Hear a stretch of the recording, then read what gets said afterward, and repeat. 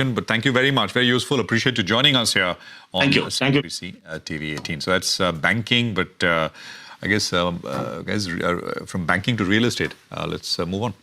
Yep, we will. In fact, we were talking about rates coming down, and does that impact the realty space itself or not is the big question. Well, that's right. Well, the RBI's double rate cut bonanza, that's likely to have a positive sentiment on the sector itself. To understand how's the feedback on ground, we're joined by Pavitra Shankar, the Managing Director at Brigade Group. Hi, Pavitra. Good morning, and thanks a lot for joining in. Let's get straight to that. How's demand on the ground? The RBI governor, has given a bit of a booster shot, which should spur good times for you all. How are you reading it? It's really great for sentiment. It's really great for our customers. It's very beneficial for them. For anyone who has recently purchased and started the booking journey or even looking at buying a home, it makes quite a big difference. More than 50% of our customers take home loans. So for them, it makes a pretty radical difference, especially as we've seen over the last few years, the average ticket size also increasing across customers. So they're definitely looking at financing their purchases as well. So this is a very welcome news from the RBI. Okay, got that. So RBI has done its part and you believe demand is good on ground as well. What about the regulators? How are approvals coming around? The last time around we had chatted, you had mentioned that still approvals were taking some time. There were some problems in the Bangalore market. Are things better than the last time? And do you expect it to get even better from here on? We're always hopeful. One has to be in this business that things will keep. Are there signs, Pavitra, on ground as of now? I mean, hope is not a data point, right? Give us a data point. Are they better than what it was the last time we spoke? We have received approvals over the last quarter. That's why we were able to launch quite a bit and show good numbers last quarter. This quarter as well, while there are a few small delays on ground, I think now we have visibility and we're going ahead and applying for RERA across a number of projects. So it's not a market improvement, but it is slowly improving. A lot of the e-Khata issues are resolving in Bangalore. So, we do have to just see that there's nothing else unexpected that pops up.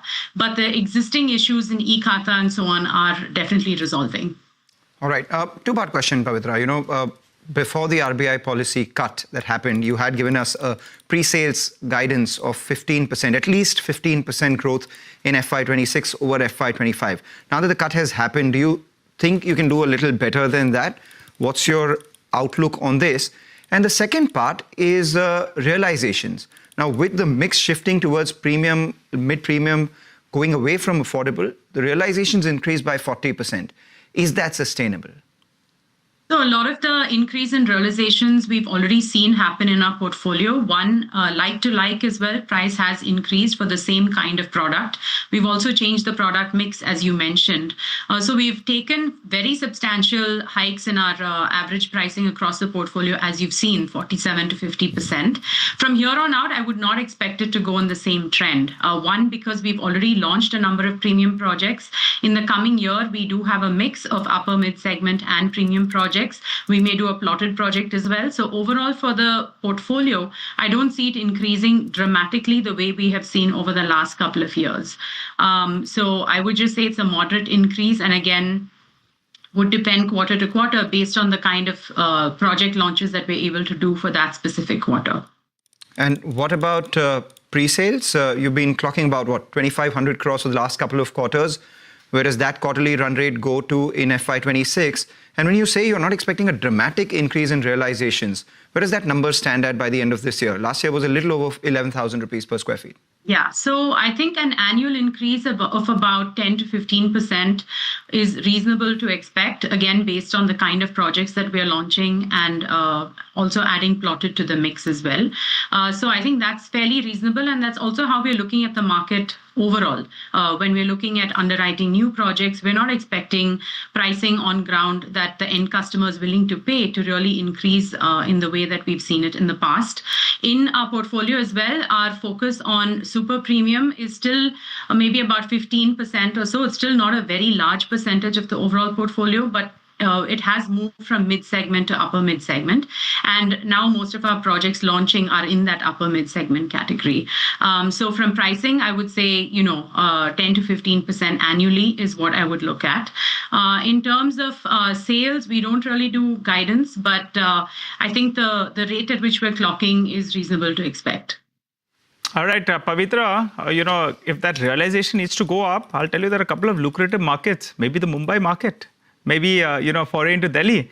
What's the plan? I think you've hinted in the past that Mumbai could be a market that you'll be looking to expand your presence.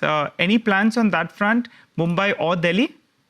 Not in the recent, not in the very near future. Definitely, we're aware that it's a great market, but we also have a certain focus on South Indian markets. We aim to have really deep presence in these three markets. We still have a ways to go in terms of Hyderabad, expanding our presence there. While in Chennai, we've increased the land bank as well as have a lot of visibility on upcoming launches. So we'd like to do the same, focus on the markets where we've already got a presence and establish ourselves in a deeper manner before we keep adding new markets to the mix. And finally, what about leasing? Amounts to about 1,100 crore rupees annually for you as a revenue. Where do you see that going? So the portfolio is about 9.5 million square feet. It's mostly fully leased up.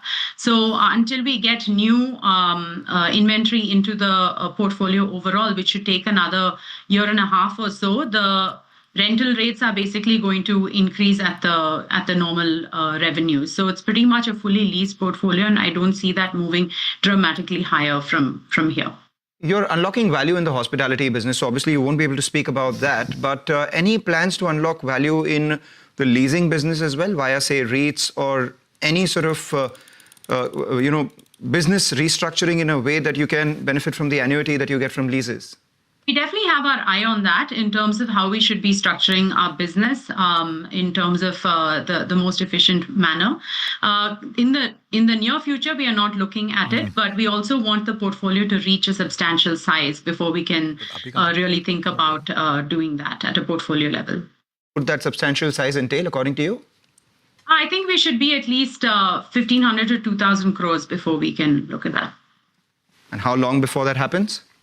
Would take at least 5 to 6 years. I mean, we're still in the process of acquiring. We've recently acquired a project in Whitefield. So we would need to ramp up the overall portfolio growth, construction in order to get there. And that's the plan that we are working on. Okay, all right. Always a pleasure talking to you, Pavitra. Thanks a lot for joining in. You're sounding quite optimistic in terms of demand. Hopefully the approvals get better and, maybe some kind of price hikes as well will be pushed through. And we here in Mumbai will be waiting by to hear about your foray, though for the time being, the South market is your focused area. Appreciate it. That's all we'll do right now. We'll just wait for the foray because the prices in Mumbai, no way buying.